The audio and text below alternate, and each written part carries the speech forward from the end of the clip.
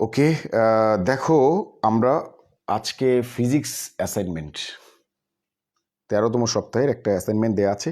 যদিও অ্যাসাইনমেন্টটা দেখতে ছোট মনে হচ্ছে, আমরা এটার যখন সলিউশনে যাব তখন এটার বেশ কিছু কাজ করতে বলেছে। কোনো ইনস্ট্রাকশনে যাব না, সরাসরি আমরা অ্যান্সারে যাব। তবে 3টা কোশ্চেন কী কী ছিল বা কী কী করতে হবে সেই জিনিসগুলো আমরা একটু দেখব। মানে এখানে যে কোশ্চেন ছিল, কোশ্চেনের মধ্যে বলা হচ্ছে যে একটা চিত্র দিয়ে চিত্রের সাহায্যে বেগ, সমবেগ ও ত্বরণ ব্যাখ্যা করো।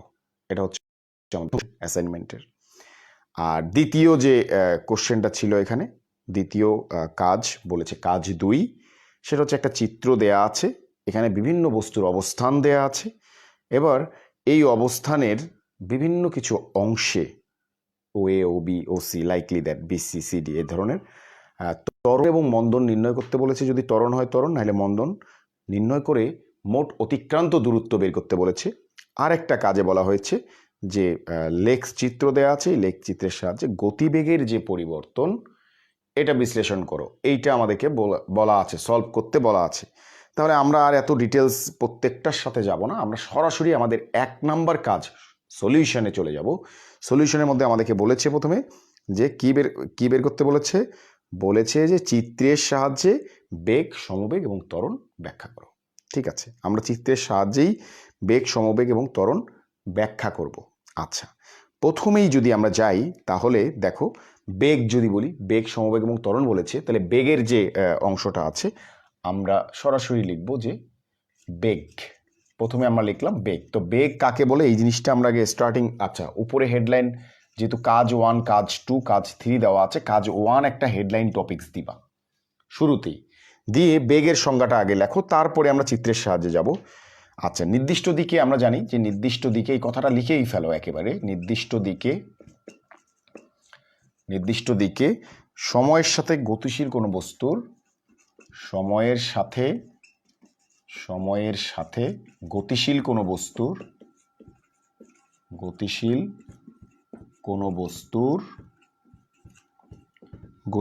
বস্তুর অবস্থানের পরিবর্তনের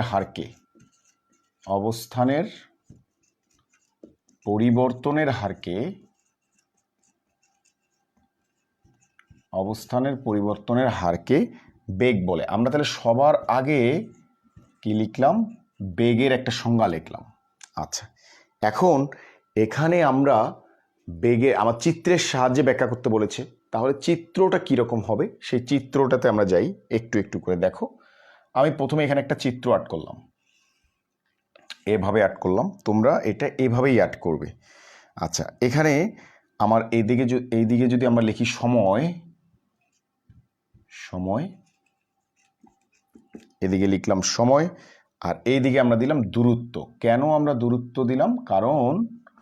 কারণ হলো যে দূরত্ব বাই সময়, বেগটা মানে হলো দূরত্ব বাই সময়। তাহলে এদিকে একটু ঘুরায় উল্টে দিকে করে লেখো, দূরত্ব বাই সময়। একদিকে আমরা দিলাম সময়, আরেকদিকে দিলাম দূরত্ব। আচ্ছা, এখন দেখো, মনে করো কোনো একটা বেগ, যেহেতু একটা ভেক্টর রাশি তোমরা জানো, মানে সে তার দিক থাকবে, নির্দিষ্ট দিক থাকবে, তাহলে সময়ের সাথে তার দিক পরিবর্তনের যে হার, তাহলে সেটা সমভাবে যাবে। যার কারণে ধরলাম যে এই নির্দিষ্ট সময়, মনে করো এখানে এসেছে এম, আমরা ধরে নিলাম যে এটা হচ্ছে এম, আর এই এম সময়ে সে একটা নির্দিষ্ট দূরত্ব অতিক্রম করেছে, সেটা আমরা ধরে নিলাম এন। ধরে নিলাম এটা তো এক্স অক্ষ, এটা হচ্ছে ওয়াই অক্ষ। আচ্ছা, তাহলে একটা এক্স অক্ষ, একটা হচ্ছে ওয়াই অক্ষ আমরা বলছি। তো এক্স অক্ষ এবং ওয়াই অক্ষে বরাবর নির্দিষ্ট সময়ে আমরা ধরলাম যে এম সময়ে সে এন দূরত্ব অতিক্রম করেছে। তাহলে এটাকেই তো আমরা বলে থাকি কি, বেগ, নির্দিষ্ট সময় অতিক্রান্ত দূরত্ব। তাহলে এখানে গ্রাফ পেপারে ছকটা কীরকম হওয়ার কথা, এভাবে গেল, এখান থেকে এসে এভাবে আসলো। এখন এই জায়গায় এসে এই যে তারা যে এখানে মিলিত হলো, এখান থেকে আমরা এটার একটা, তোমরা স্কেল দিয়ে টানবে, স্কেল দিয়ে, আমার এখানে সোজা হওয়ার সম্ভাবনা আছে বাট একটু বাঁকা হবে আমি জানি, বোর্ডের মধ্যে 100% সোজা হওয়ার চান্সেসটা কম। ওকে, তারপরও আমরা দিলাম এই যে এম এবং এন নির্দিষ্ট সময় যে অতিক্রান্ত দূরত্ব ধরলাম তারা পি বিন্দুতে এসে চললো, তাহলে এখানে গেল আমাদের এ। আচ্ছা, এটা আমরা এ ধরলাম মূল মধ্যরেখা থেকে। এই হচ্ছে আমাদের 1 নম্বরের চিত্র। কেন? চিত্রের সাহায্যে আমাদেরকে এই 3টে জিনিস ব্যাখ্যা করতে বলেছে। প্রথমেই আমরা দিলাম এক্স অক্ষ বরাবর ধরলাম বস্তুটির ওএম সময়ে ওএন দূরত্ব অতিক্রম করে এবং তার ঢাল এখানে তৈরি হয়েছে। ঢাল সম্পর্কে তোমাদের একটা ধারণা আছে, কিংবা না থাকলেও একদম সিম্পলি আমরা জানবো যে বেগের ক্ষেত্রে ঢাল কি, কিংবা ত্বরণের ক্ষেত্রে ঢাল কোনটা বলা হয়। ঢালের অংশ, ঢাল মানে হচ্ছে স্লোপ, মানে ওই যে স্লিপারে আমরা যেভাবে চলি এরকম এখানে একটা ঢাল হয়েছে। আমরা এদের যখন বিন্দুগুলোর মান বসালাম তাহলে একটা ঢাল হয়েছে। আচ্ছা, এখন এই জায়গায় তাহলে আমাদেরকে একটু ব্যাখ্যা করতে বলছে, তাহলে আমরা বেগের চিত্রটাও দেখলাম, এটাও দেখলাম। ধরলাম দূরত্ব সময়ে লেখ চিত্রের মধ্যে এখানে আমরা লিখব, এখানে দূরত্ব সময় লেখ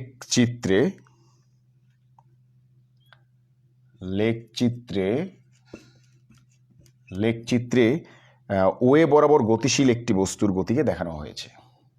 ওয়ে বরাবর গতিশীল একটি বস্তুর কি দেখানো হয়েছে? গতিকে দেখানো হয়েছে। গতিকে দেখানো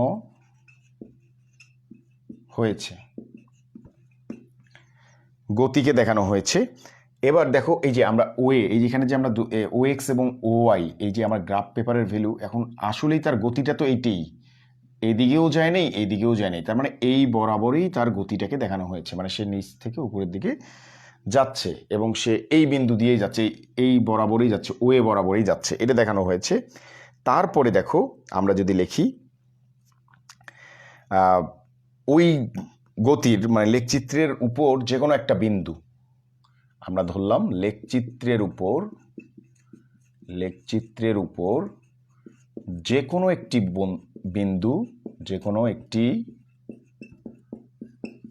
বিন্দু আমরা এখানে ধরলাম কি? পি।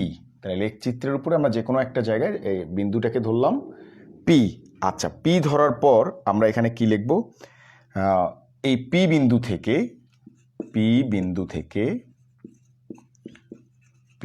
থেকে কি হচ্ছে, এক্স অক্ষের উপরে আমরা পিএম লম্ব টানি। এক্স অক্ষের উপরে পিএম লম্ব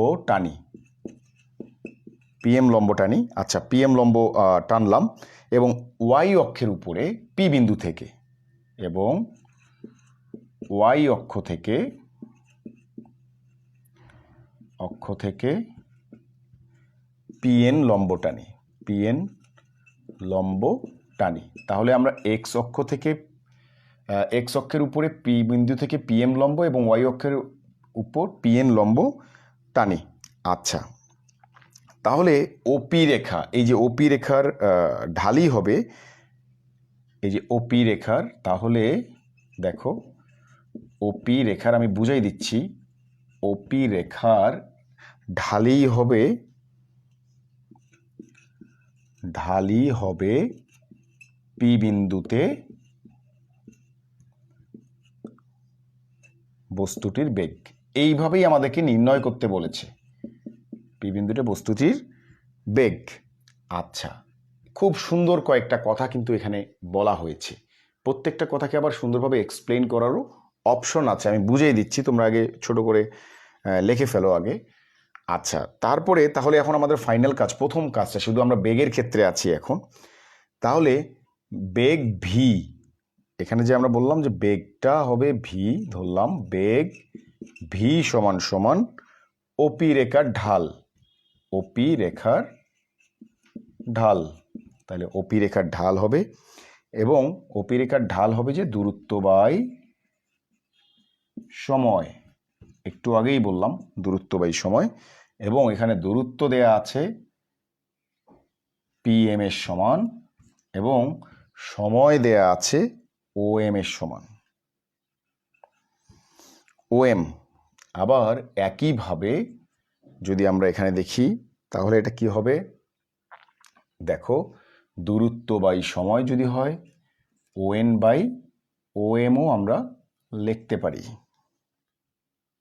দেখো দূরত্ব হচ্ছে পিএম বাই সময় হচ্ছে ও এম। আর এখানে যদি আমরা দূরত্ব বাই সময়ের কথা হিসাব করি এইখান থেকে, তাহলে O N by O M, এটা হচ্ছে দূরত্ব বাই সময়। তাহলে এতটুকু হচ্ছে বেগের জন্য আনসার, এতটুকু হলো বেগের জন্য আনসার। তাহলে আমরা যদি একেবারে শর্টকাটে আরেকটু দেখে নেই, সেটা হচ্ছে যে প্রথমে আমরা বেগের সংজ্ঞা দিলাম যে নির্দিষ্ট দিকে সময়ের সাথে গতিশীল কোনো বস্তুর অবস্থানের পরিবর্তনকেই বলা হয় বেগ। দূরত্ব এবং সময়ের যে লেখচিত্রের কথা বলছি, এখানে আমরা দেখলাম ওয়ে বরাবর গতিশীল বস্তুর গতিকে দেখানো হয়েছে। এই বরাবর আমরা একটা গতিশীল বস্তুর গতিকে দেখেছি। যে লেখচিত্রের উপর যে কোনো একটা বিন্দু আমরা পি ধরলাম, যে কোনো একটা বিন্দু পি বিন্দু থেকে এক্স অক্ষের উপরে পিএম লম্ব এবং ওয়াই অক্ষের উপরে পিএন লম্ব যদি আমরা টানি, তখন এই যে ওপি বরাবর বা ওপি থেকেই হচ্ছে টানলাম ওপি রেখার ঢাল, এই যে ওপি রেখাটার ঢালই হবে পি বিন্দুতে বস্তুর বেগ। কারণ এখানে এসে এই বিন্দুটাতে আমরা বস্তুর বেগ পাচ্ছি, কারণ দূরত্ব বাই সময় আমরা এখানে পাচ্ছি। এই ওপি রেখার ঢালটাই হচ্ছে পি বিন্দুতে কোনো বস্তুর বেগ। এখন বেগটা কতটুকু হবে দূরত্ব বাই সময়। এখন যখন পি বিন্দুতে আমরা চিন্তা করব, তখন দেখো এই যে পি এম, এইটাই তো ছিল দূরত্ব এই লম্ব বরাবর, তাহলে পিএম বাই ও এম দূরত্ব বাই সময়। আবার এইদিকে যদি চিন্তা করি ওএন বাই ও এম দূরত্ব বাই সময়। এই যে ঢাল বের করলে যেটা পাবো সেটাই হচ্ছে তার বেগ। তাহলে বেগ শেষ। আমরা বুঝতে পেরেছি আশা করছি। এবার দেখো তাহলে বেগের ক্ষেত্রে হয়ে গেল, এবার আসলে আমরা সমবেগের ক্ষেত্রে আমাদের তিনটা জিনিসের কথা ওখানে মেনশন করা হয়েছে। প্রথম কোশ্চেনের ভ্যালুসটা, প্রত্যেকটা কোশ্চেনেই এখানে কিন্তু অনেক বড় সলিউশন আছে। এখন এগুলোর নির্দিষ্ট সলিউশনগুলো আমাদেরকে বুঝতে হবে বা বের করতে হবে খুব দ্রুত। চলো আমরা এবার পরেরটাতে যাই, সমবেগ। তাহলে আমি সমবেগেরটা আমরা একটু লিখি। সমবেগ, এটা কিন্তু কাজ একের ভিতরেই আছি আমরা। বেগ, সমবেগ এবং ত্বরণের কথা বলা হয়েছে। সমবেগ, তাহলে সমবেগের ক্ষেত্রে বলা হচ্ছে যদি গতিশীল বস্তুর বেগের মান ও দিকের সাথে, মানে যদি লেখো আমার সাথে, যদি গতিশীল কোনো বস্তুর বেগের মান,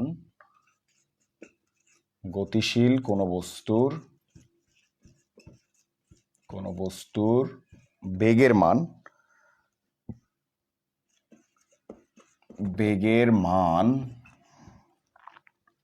ও দিক সময়ের সাথে অপরিবর্তিত থাকে, সময়ের সাথে অপরিবর্তিত থাকে, সময়ের সাথে অপরিবর্তিত থাকে, সময়ের সাথে অপরিবর্তিত থাকে, তখন আমরা তাকে কি বলবো, সমবেগ বলবো। সমবেগ বলে কথাটা একটু লিখে নাও। আচ্ছা, এখন এখানের আমাদের ফিগারটা কি, তাহলে চিত্রর সাহায্যে যেহেতু বলছে, তাহলে সমবেগের ক্ষেত্রে একটাই ফিগার, তোমরা অনেক আগে থেকেই এই ফিগারটা জানো যে এক্স অক্ষ বরাবর ধরলাম এটা এক্স, এটা হচ্ছে ওয়াই। তাহলে এক্ষেত্রে আমরা ধরলাম এটা সমান্তরালে একটা রেখা ধরলাম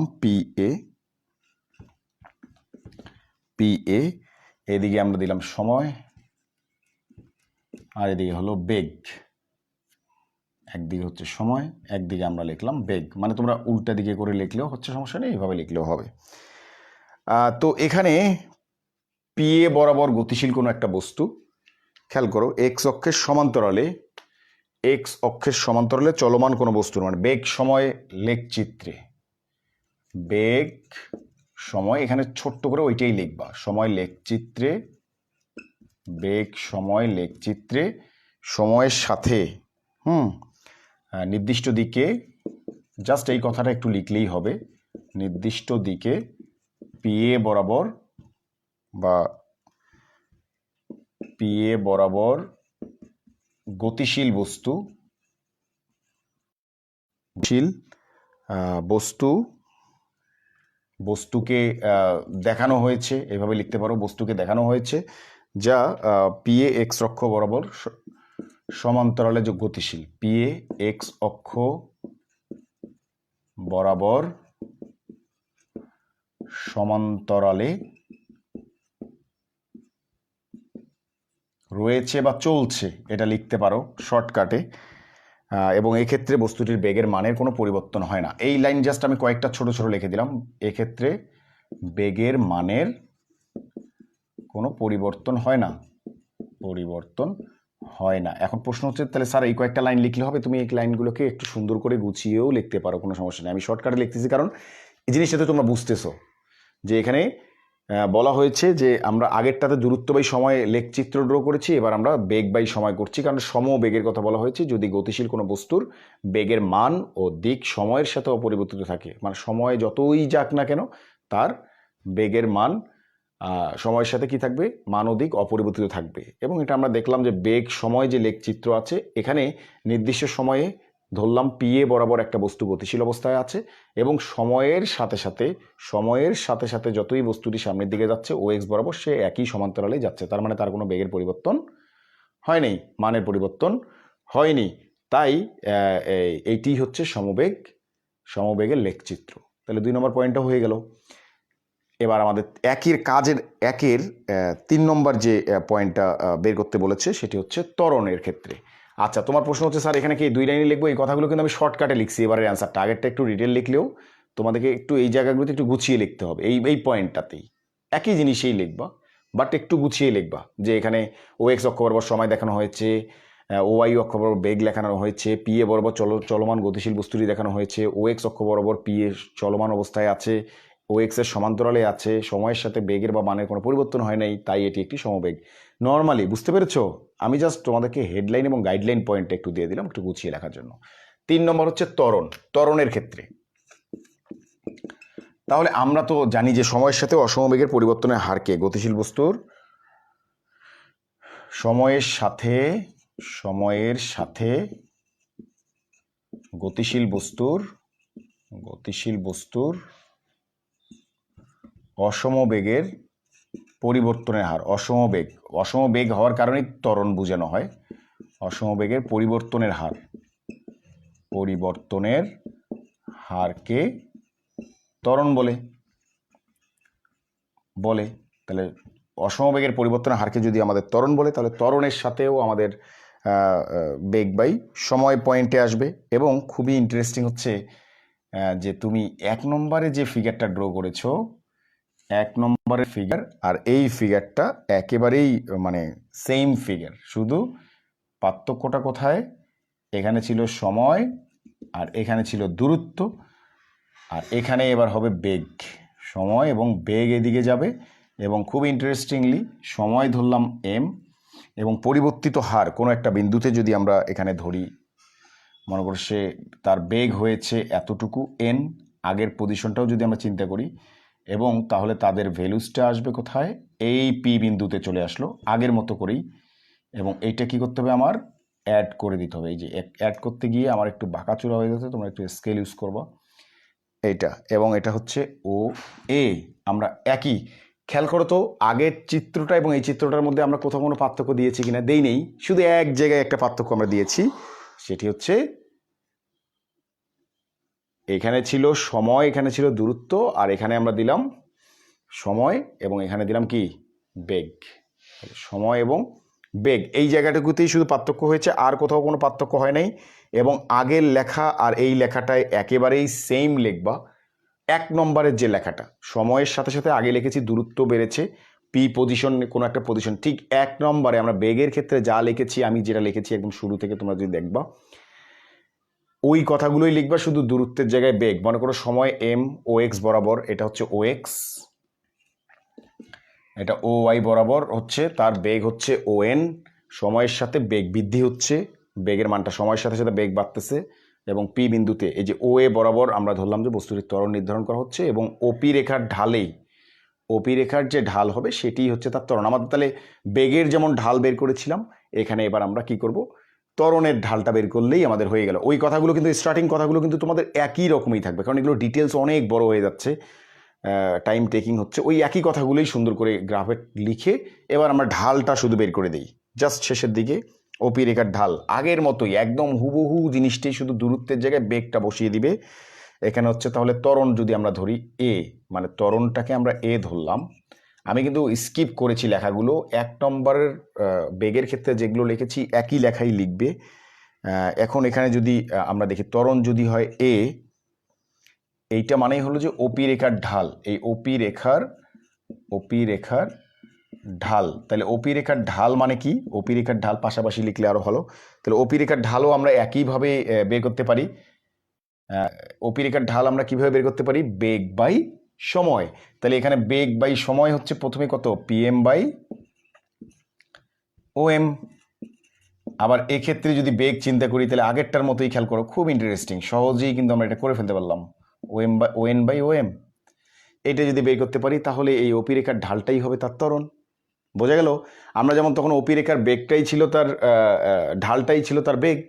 এবার ওপি রেখার ত্বরণও মানে তো তাই, ত্বরণ মানে কি, বেগ বাই সময়। আগে একটা দূরত্ব বাই সময় লিখেছিলাম, তো ওখানে যা দূরত্ব ছিল এখানেও তো তাই ভ্যালুই ধরেছি আমরা, তাই না?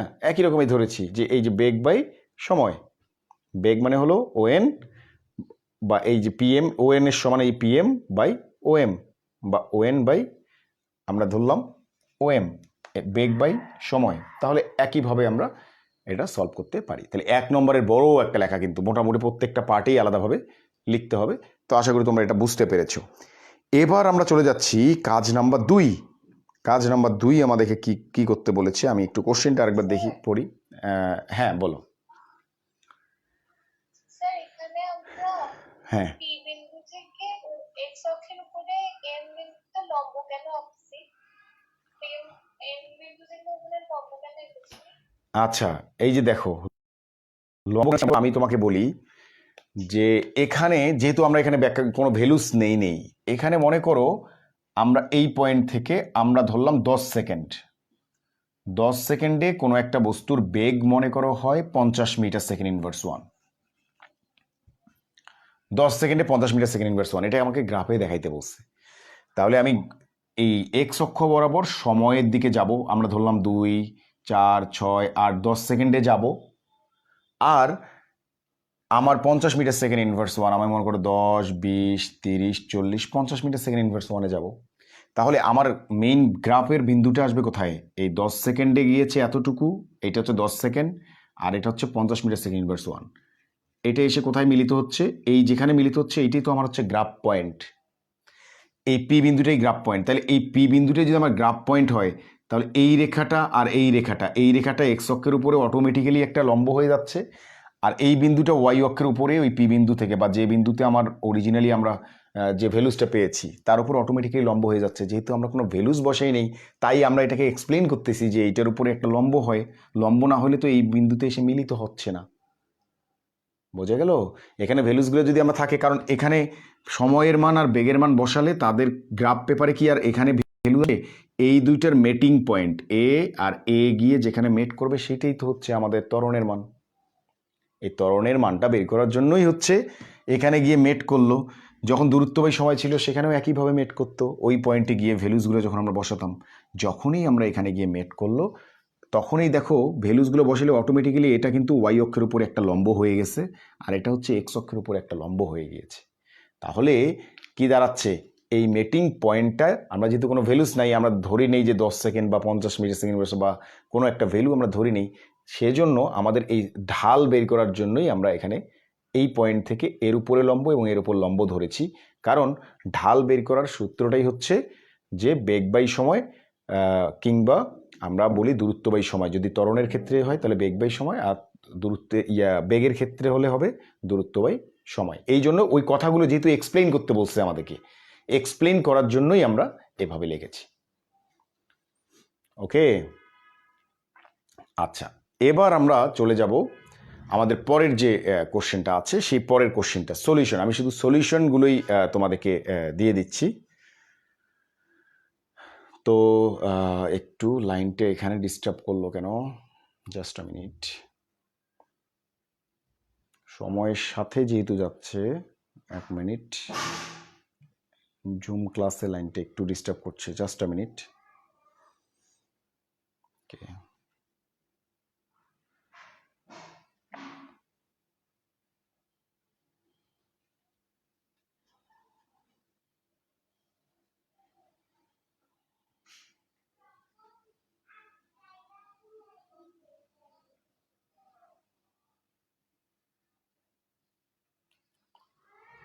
ওকে, এবার আমরা যাব যে কাজ 2-এ। কাজ 2 এবং 3 আমি খুব শর্টকাটে করে দেওয়ার চেষ্টা করছি, সময়ের একটা ব্যাপার আছে। ওকে চলো,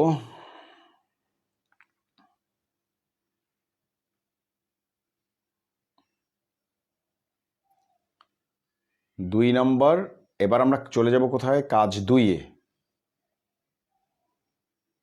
ওকে, কাজ 2-এ আমাদেরকে কি করতে বলেছে আমি শর্টকাটে অ্যান্সারগুলো দিয়ে দিচ্ছি একটু, তবে যদিও এটা অনেক বড় একটা সলিউশন। এখানে আমাদেরকে বলে দিয়েছে একটা চিত্র দেয়া আছে, চিত্রে উল্লেখিত সময়ে বা উল্লেখিত পয়েন্টে ত্বরণ মন্দন নির্ণয়পূর্বক বস্তুর কণাটির মোট অতিক্রান্ত দূরত্ব বের করো। আচ্ছা, তাহলে এখন আমরা সরাসরি চিত্রে চলে যাই, যে এখানে যে চিত্রটা আছে সেটাকে একটু কিভাবে ফরম্যাট করে বা একটু সুন্দর করে দেখানো যায় সেই ফিগারটা আমি একটু ড্র করছি খুব দ্রুত, সাথে ড্র করো। এভাবে আমরা নিলাম। এখন এখানে যে ফিগারটা আছে সেটাকে যদি আমরা একটু সুন্দর করে দেখানোর চেষ্টা করি, তাহলে দেখো এখানে দেওয়া আছে, এদিকে দেওয়া আছে সময়, এইদিকে দেয়া আছে বেগ, এদিকে দেয়া আছে বেগ। একদিকে হচ্ছে সময়, একদিকে হচ্ছে বেগ। সময়ের একক সেকেন্ড, বেগের একক মিটার সেকেন্ড ইনভার্স 1 একদিকে দেয়া আছে। Okay fine.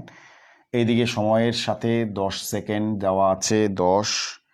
আচ্ছা, এখানে সেকেন্ড লিখেছি, তারপরে দেওয়া আছে 20, তারপরে হচ্ছে 30, তারপরে হচ্ছে 40। আর এইদিকে দেওয়া আছে 5, ধরলাম এটা হচ্ছে 5 মিটার সেকেন্ড ইনভার্স 1, আর এইদিকে দেওয়া আছে 10 মিটার সেকেন্ড ইনভার্স 1। এখানে আবার আমাদের গ্রাফের সাথে সময়ের যে তুলনাটা আছে এটা আমরা ধরলাম, এটা এ পয়েন্টের সাথে আছে বি পয়েন্ট, এটা হচ্ছে আমাদের বি পয়েন্ট। এরপরে আছে এখানে আবার আছে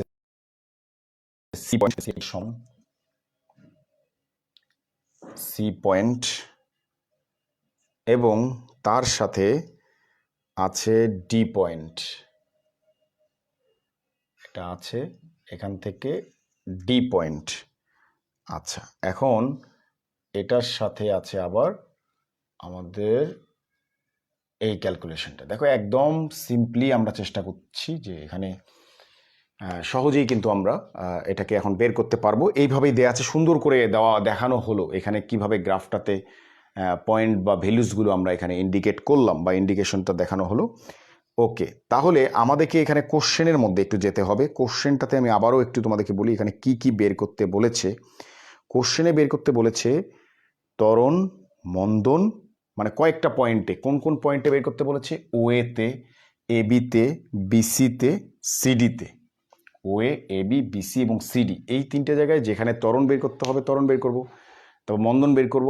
ওগুলো বের করে আবার আমাদেরকে কি করতে হবে, এখানে স্পেসিফিক করে বলেছে যে ত্বরণ এবং মন্দন বের করে আমরা সেখানের সাথে মোট অতিক্রান্ত দূরত্বটা বের করতে পারবো। আচ্ছা, তাহলে দেখো আমরা যদি যাই, প্রথমে আমরা যাই যে এই 10 সেকেন্ডে আমরা যদি প্রথমে ও এর ক্ষেত্রে আমরা যাই, তাহলে মনে করো কাজ 2-এর আমরা ওএতে চলে গেলাম, ওএ পয়েন্টে। এখানে ওএ পয়েন্টে বস্তুটি কি হচ্ছে? সুষম ত্বরণে চলে, তাই না? বস্তুটি সুষম ত্বরণে চলে, মানে বেগ বৃদ্ধি হচ্ছে, বোঝা যাচ্ছে বস্তুটি সুষম ত্বরণে চলে। ওএতে কি ঘটনা, সেই ঘটনাবলীটা আমরা একটু লিখলাম। আচ্ছা, তাহলে এখানে ত্বরণটা কি হবে? যদি আমরা ত্বরণ বের করতে চাই, তাহলে ওএ রেখার ঢাল, এই ওএ রেখার ঢালেই হবে, যদি সুষম ত্বরণে চলে, এই ওএ রেখার ঢালটাই হচ্ছে আমাদের ত্বরণের ভ্যালু। আচ্ছা, তাহলে ওএ রেখার ঢালটা যদি ত্বরণের ভ্যালু হয়, তাহলে আমাদের বেগ বাই সময় আমাদেরকে এখানে বের করতে হবে। তাহলে বেগ হচ্ছে এখানে কত? এই যে এখান থেকে আমরা সাধারণত এটা হিসাব করা হয়, তুমি যদি নর্মালি 5/10ও লেখো সরাসরি, এটা সঠিক অ্যান্সার। কিন্তু যেহেতু আমরা ঢাল বের করছি, এই যে 5/10 যে আমরা লিখলাম, তাহলে এখানে আসতেছিল 5 - 0, 0 থেকে 5 পর্যন্ত গিয়েছে, এই জন্য 5 - 0, ফাইনাল মাইনাস ইনিশিয়াল, আর 10 থেকে 0 বাদ দিলে, মানে ঢাল বের করতেছে তো ইন জেনারেল দেখায়, বা নর্মালি 5/10 লিখলেও কিন্তু হয়ে যেত। তাহলে এটা হচ্ছে 0.5/10, মানে আমরা তো জানি যে বেগ বাই সময়, তাহলে সরাসরি বেগ বাই সময় লিখে দিলেই হচ্ছে বেগ বাই সময়। তো এই 0 থেকে শুরু হয়েছে বলেই 5 - 0 এটা, কারণ আমরা পরেরগুলো আবার আগের পয়েন্ট থেকে বিয়োগ করলে একদম এক্সাক্ট এবং একুরেট ভ্যালুটা আমরা এখান থেকে পেয়ে যাব। আচ্ছা, এবার আমরা এবার ওয়েতে হয়ে গেল। এবার এবির ওখানে কি ঘটনা ঘটছে? এবি এখানে হচ্ছে সমবেগ দেখানো হয়েছে। সমবেগ, বস্তুটি সমবেগে চলে। তুমি ওখানে লিখতে পারো বস্তুটি সমবেগে চলছে। তাহলে সমবেগে চললে এটা ধরলাম আমরা A1, ঠিক আছে? প্রথমটাতে A1 ধরো, যেহেতু অনেকগুলো অংশ। সমবেগে চলে, সমবেগে চললে আমাদের এখানে কোনো ত্বরণ নাই। সমবেগে চললে কখনো কোনো ত্বরণ থাকে না। এবিতে কোনো ত্বরণ নাই, সমবেগে চলছে, তাই এর কোনো ত্বরণ নাই। আচ্ছা, এবার আমরা চলে যাব এবি এর পরবর্তীতে। আমরা যদি দেখি পরের পার্টটা আবার বিসি, তাহলে বিসিতে কিন্তু আমরা আবার দেখছি সুষম ত্বরণে চলছে। সুষম ত্বরণ, বিসি পয়েন্টে এসে আমরা দেখলাম বস্তুটি সুষম ত্বরণে চলছে। বস্তুটি খুব সুন্দর, সুষম ত্বরণে চলছে, সুষম ত্বরণে চলছে, ত্বরণে চলে। সুষম ত্বরণ মানে এই যে বেগ বৃদ্ধি হচ্ছে, এটাকে আমরা সুষম ত্বরণ আমরা বলে থাকি। তাহলে এক্ষেত্রে আমাদের এটারও ঢাল বের করতে হবে। তাহলে বিসি রেখার ঢাল, বিসি রেখার ঢালটাই হবে এই অবস্থান থেকে তার ত্বরণ। তাহলে এইটাকে আমরা যদি A3 ধরি, তাহলে এবার বিসি এর ক্ষেত্রে একটু চিন্তা করে দেখো। বিসি এর ক্ষেত্রে আমরা যদি এখন এবি থেকে এখন কোথায় চলে গেছি? বিসিতে চলে গেছি। তাহলে বিসি মানে এই সি পয়েন্টে তার বেগের মানটা হচ্ছে কত? এই যে 10-এ চলে আসছে, তাই না? এই বিসি, তাহলে বি পয়েন্টটা কিন্তু এইটা তার লোয়েস্ট পয়েন্ট, আর সি হচ্ছে এইটা। তাহলে তার বেগ কত থেকে কততে গেছে? এই যে বি পজিশনে থাকলে 10 থেকে 10 - 5, এই যে বি পয়েন্ট থেকে 10 - 5। আর এই সিতে যখন সে চলে গেছে, তার এই ছিল সি পয়েন্টের টোটাল সময় ছিল 30, আর বি পয়েন্টে ছিল 20। তাহলে 30 - 20, তাই দাঁড়াচ্ছে 5/10, ঘুরে ফিরে আবার আগের মতোই 0.5 m/s²। খুব ইন্টারেস্টিং ব্যাপার, খেয়াল করে দেখো। অনেকে কিন্তু এটা বুঝে না, অনেক জায়গায় এটা ক্যালকুলেটিভ পার্টটাতে একটু ভুল চিন্তা করে। আমরা যখন এখানে ছিলাম তখন আমাদের এইটা ছিল ফাইনাল, এটা ছিল ইনিশিয়াল, এটাতে যে কোনো ত্বরণ নাই। বিসিতে যাওয়ার ফলে এখানে আমাদের আবার কি পাওয়া গেল? এখানে আমরা পেলাম, বিসিতে যখন গেলাম তখন এখান থেকে আমরা পেলাম এই পয়েন্টটা বিতে তার ইনিশিয়াল অবস্থায় তার ছিল বেগ ছিল শুরুতেই 5, বিতে আবার সিতে গিয়ে 10, তাহলে 10 - 5। আর বিসিতে তার সময় সিতে ছিল 30, বিতে 20, 30 - 20, তাহলে আমরা 10 করে আমরা এখান থেকে তার ত্বরণ আমরা এখান থেকে বের করলাম। খেয়াল করো। আচ্ছা, এরপরে আমরা যখন সিডি অংশে যাব, এখানে সিডিতে কিন্তু দেখো, সিডিতে কিন্তু কি হয়? মন্দন হয়, এবং সেটা সুষম মন্দন হয়। উপরে তো আর উঠতেছে না, নিচের দিকে আসতেছে। তাহলে সিডিতে বস্তুটির সুষম মন্দন ঘটে, বস্তুটি সুষম মন্দনে চলে, সুষম মন্দনে চলে। তাহলে সিডিতে সুষম মন্দনে চলে। এখন কোথায় থেকে চলে? যেহেতু সুষম মন্দনে চলছে, তাহলে এখানে একটা পয়েন্ট অফ ভিউ আমাদের মনে রাখতে হবে। তাহলে সি হচ্ছে এই পয়েন্ট, আর ডি হচ্ছে এই পয়েন্ট। তাহলে সুষম মন্দনের সূত্র হচ্ছে যে কি? বেগ বাই সময়। আমরা একইভাবে তাহলে এই সি পয়েন্টে তার বেগ ছিল কত? 10, আর ডি পয়েন্টে এসে তার বেগ আসছে কত? ইনিশিয়াল হচ্ছে 0, আর এই 10-এর সাথে এখানে যখন তার আসলো, এই যে এইখান থেকে সি পয়েন্টে এবং ডি পয়েন্টে, এখানে আমি ডি পয়েন্টটা দেখাইনি না, এইটা ছিল আমাদের ডি পয়েন্ট, ডি এই পয়েন্টে। তাহলে সিতে সময় এবং ডিতে সময়, তাহলে সিতে সময় এবং ডিতে সময় যদি আমরা দেখি, তাহলে এখানে কত আসে? 40 - 30, তাহলে এখানে আসলো কত? 10। তাহলে এখানেও দেখো, এই জায়গায় এসে 10/10, এইখানে কিন্তু একটা কোশ্চেন অ্যারাইজ করছে। এখানে শুধু ইয়াটা আসলো কত? ত্বরণটা আসলো কত? 1 m/s²। এখন ত্বরণ কেন বা মন্দন কেন আমরা ধরলাম না? মানে মন্দনের একটা হিসাব, মানে কি আমরা এতক্ষণ ধরে কি ধরেছি? Final minus initial. যেহেতু আমরা সুষম মন্দনে চলে কথাটা বলেছি, তাহলে ফাইনাল মাইনাস ইনিশিয়াল, এই যে আমরা যেখানেই গিয়েছে তার ফাইনাল বেগ মানে শেষ বেগ এবং আদি বেগ থেকে আমরা বিয়োগ করেছি, তো সে তো এখন এখানে গিয়ে পৌঁছাইছে, এই জায়গায় তার বেগ ছিল কত, ফাইনাল 0 - 10, এইটা হওয়ার কথা। যেহেতু মন্দন হয়েছে তাহলে আমরা নর্মালি 10 - 0 করলে তো আমাদের এটাও একটা পজিটিভ ভ্যালু। মন্দন মানে কি, ত্বরণের মানটা নেগেটিভ হয়েছে, তাহলে এই জায়গাটাতেই আমাদেরকে কি করতে হবে, একটু কারেকশন দেখাতে হবে। ফাইনালি মানে সি থেকে ডিতে গিয়ে পৌঁছাইছে, ফাইনালি মানে সে 0-তে গিয়ে পৌঁছাইছে এবং তার ইনিশিয়ালি যাত্রা ছিল 10 মিটার সেকেন্ড ইনভার্স। 10 - 0, টাইম ঠিক আছে 40 - 30, তাহলে এখানে কত আসলো, -10 ডিভাইডেড বাই 10, এখানে আসলো কত, -1 হিসাব করলে। যদিও আমরা মন্দন কথাটা লিখেছি, মন্দন লিখলেই সেই ভ্যালুসটা আবার পজিটিভলি ধরেও করা যায়। মন্দন মানেই নেগেটিভ সেন্স বোঝানো হচ্ছে।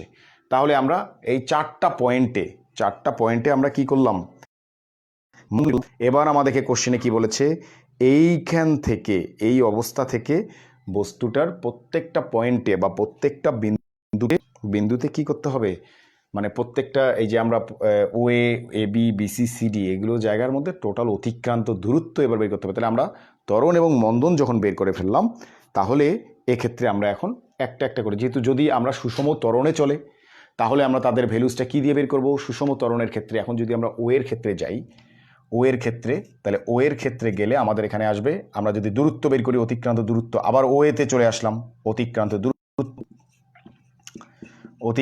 দূরত্ব, তাহলে অতিক্রান্ত দূরত্ব, ও এর অতিক্রান্ত দূরত্ব সুষম, আমরা দেখতেই পাচ্ছি সুষম ত্বরণে চলে, তাহলে হচ্ছে আমরা S1 ধরলাম, S1 = UT1, UT + ½ AT square AT1 square. তাহলে সুষম ত্বরণে যখন আমরা এখানে কোথায় চলে গেল, সুষম ত্বরণে চললো, জাস্ট ভ্যালুগুলো বসায় দাও। ইউ তো ইনিশিয়াল হচ্ছে 0, টাইম হচ্ছে 10 সেকেন্ডে, 10 হাফ A1 আমরা পেয়েছি, A1 আমরা একটু আগে এখানে ভ্যালুস পেয়েছি 0.5 ইন্টু T1 স্কোয়ার, মানে আমাদের এখানে 10 সেকেন্ড সময় লেগেছে, তাহলে T1 মানে হচ্ছে 10 স্কোয়ার। তাহলে এখানে আমরা যদি ক্যালকুলেট করি, আমি একটু ক্যালকুলেটর চেপে দেখি, আমার সামনেই ক্যালকুলেটর আছে, জাস্ট আ মিনিট, আমরা ক্যালকুলেটরটা একটু দেখি কত আসে।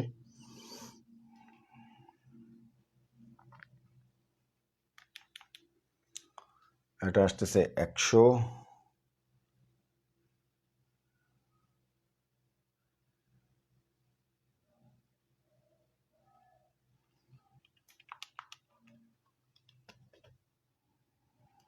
তাহলে এটা আসতেছে 25 মিটার। তোমরা চেপে দেখতে পারো ক্যালকুলেটর। তাহলে ওয়েতে আমরা পেলাম 25 মিটার। কেন, আমরা সুষম ত্বরণে চলছে, সুষম ত্বরণে চললে আমরা গতির যে সমীকরণ আছে, 4 নম্বর সমীকরণটা, 3 নম্বর সমীকরণটা S = UT + ½ AT স্কোয়ার, সেই ফর্মেটটা দিয়ে আমরা করে ফেললাম। আর যেহেতু এবার এবিতে যদি আমরা যাই, তাহলে এবিতে আমাদের সুষম বেগ, এখানে কোনো ত্বরণ নাই, তাহলে S2 = VT, S2 = VT দিয়ে আমরা করব। হ্যাঁ, 35 আসতেছে না, 10 প্লাস করার পরে তো 35 আসছে। সরি 10 প্লাস না, এটা ইনটু অবস্থায় আছে। 100কে 10 দিয়ে ডিভাইড করলে 10, 5 10 50, 50কে 2 দিয়ে ডিভাইড করলে 25, মুখেও করা যাচ্ছে। ওকে, সমস্যা নেই, তুমি একটু তোমরা কারেকশন করে নাও। আচ্ছা, এরপরে আসো, আমরা এবার কোথায় চলে যাব, এবিতে চলে যাব। আমি এগুলো একটু মুছে দিচ্ছি, জায়গা একদমই নাই, ভ্যালুসগুলো একটু মনে রাখতে হবে। 25, আচ্ছা এখানেই লিখি এবার।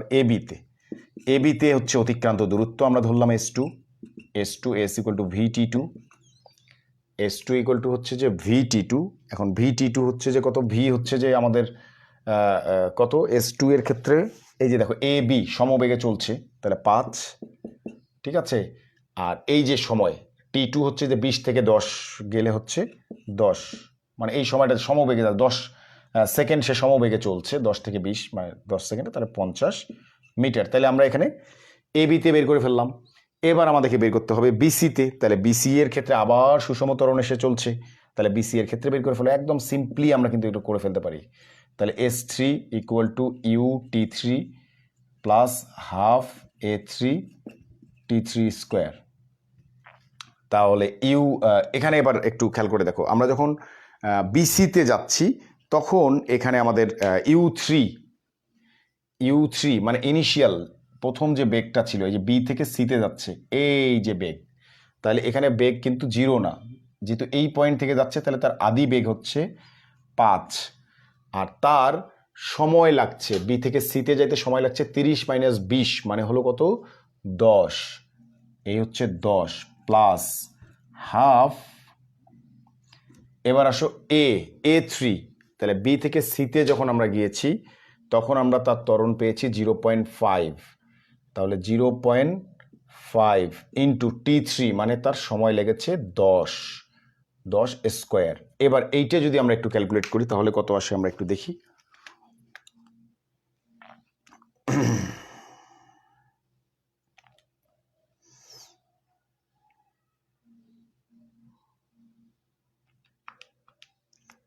টু 125 550 75 75, তাহলে এখানে আমরা অতিক্রান্ত দূরত্ব পেলাম 75 মিটার। তাহলে প্রথমটাতে আমরা পেয়েছি 25 মিটার, তারপরে আমরা সমবেগে চলমান অবস্থায় পেয়েছি 50 মিটার, এবং আবারও সুষম ত্বরণে চলা অবস্থায় আমরা পেলাম 75 মিটার। আচ্ছা, তাহলে এরপরের যে পার্টটা আছে এবার হচ্ছে সিডিতে এসে আমাদের একটা ক্যালকুলেশন আছে। সিডিতে কিন্তু আমরা মাইনাস ভ্যালু পেয়েছি। আমি তোমাদেরকে এই লাইনটা আগেও আবারও মনে করাই দিচ্ছি, যেহেতু আমরা মন্দন পেয়েছি নেগেটিভ ভ্যালু, আমাদেরকে ওই নেগেটিভটা কাউন্ট করতে হবে। এভাবেও তুমি লিখতে পারো, তখন তোমাকে ফর্মুলাটা লিখতে হবে S equal to U T minus half A T square, minus half A T square যদি তুমি এই পজিটিভ ভ্যালু নাও। আর যেহেতু সরাসরি আমরা করেছি ফাইনাল শেষ বেগ বিয়োগ আদি বেগ মাইনাস ভ্যালু আসছে, তাহলে আমরা UT plus half A T square দিয়েও করতে পারি। তাহলে 4 নম্বরে যদি আমরা এখানে দেখি, এটা ছিল ভ্যালুস আমাদের সিডিতে অতিক্রান্ত দূরত্ব যদি আমরা S4 ধরি, তাহলে আমরা যেহেতু মন্দনের মান আগে থেকেই বের করে ফেলেছি তাহলে আমাদের এখানে কোনো সমস্যা নেই। ইউটি প্লাস হাফ এ টি স্কোয়ার, তাহলে এখানে একদম ইনিশিয়াল অবস্থায়, এই যে ইনিশিয়াল অবস্থায় আমরা যদি দেখি যে তার ইনিশিয়ালি সে কত ছিল, আগেই ধরেছি সি পজিশনে তার ছিল 10, তাহলে সি পজিশনে 10, কারণ আমার ফাইনাল ভেলোসিটি থেকে ফাইনালি মানে তার এখানে 0 ছিল, একেবারে গ্রাউন্ডে চলে আসছে, এই জন্য এটা হচ্ছে ইনিশিয়াল থেকে মানে স্টার্টিং থেকে 10, আর এখান থেকে তার সময় লেগেছে 10 প্লাস হাফ, A4 হচ্ছে -1, আমরা যেটা পেয়েছি সেটাই লিখলাম, আর T1 যদি আমরা T4 স্কোয়ার যদি ধরি তাহলে টাইমও লেগেছে তার 10 সেকেন্ড স্কোয়ার। তাহলে এটাকে আমরা যদি এবার একটু ক্যালকুলেট করি তাহলে আমরা এখানে কত পাই, তাহলে আমরা এখানে একটু দেখি। এখানে দেখে এমনিতেও করা যাচ্ছে 100 প্লাসে মাইনাসে মাইনাস 100 থেকে 2 ডিভাইড করলে হচ্ছে 50, তার মানে এখানেও আমরা পেয়ে যাচ্ছি 50 মিটার হয়ে গেল। তাহলে এখানে আমরা 50 মিটার পেয়ে গেলাম। তাহলে আগেরটা তো আমরা সবগুলো ভ্যালু, এখানে দেখো পজিটিভ ভ্যালুই কিন্তু আমরা পেয়ে গেলাম। তাহলে এখানে আলটিমেটলি কি দাঁড়াচ্ছে, এখানে আলটিমেটলি এবার আমাদের সবার শেষে টোটাল অতিক্রান্ত দূরত্ব আমাদেরকে বের করতে বলছে। তাহলে টোটাল অতিক্রান্ত দূরত্ব যখন আমরা শেষে লিখবো S equal two S1 plus S2 plus S3 plus S4, এই চারটা লিখবো। প্রথমে মনে হয় পেয়েছিলাম 25, তারপরে পেয়েছি 50, তারপরে পেয়েছি 75, তারপরে আমরা পেয়েছি এখানে পেলাম 50। তাহলে এগুলো যদি আমরা সব যোগ করি তাহলে এখন যোগফলটা করলেই আমরা বুঝতে পারবো যে কত আসছে, 100 200, তাহলে 200 মিটার। তাহলে টোটাল অতিক্রান্ত দূরত্ব হলো কত, 200 মিটার। তাহলে খুব সহজেই এভাবেও কিন্তু আমরা এটাকে সলভ করে ফেলতে পারি। তাহলে আশা করি তোমরা এতটুকু অংশ বুঝেছো।